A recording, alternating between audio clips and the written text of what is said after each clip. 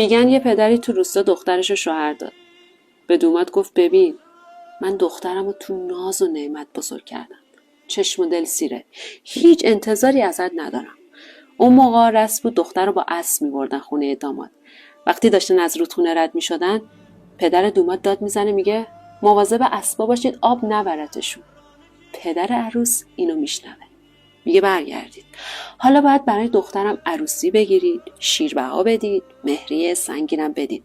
کلی طلا بخرید تا رضایت بدم دخترم رو ببرید. خانواده داماد کلی هزینه میکنن تا پدر عروس راضی بشه که دخترشو بده. این سری که داشتن از رودخونه رد میشدن پدر دوماد داد میزنه میگه بی خیال اسب باشید. مواظب عروس باشید اتفاقی براش نیفته. میدونی مشکل از کجاست؟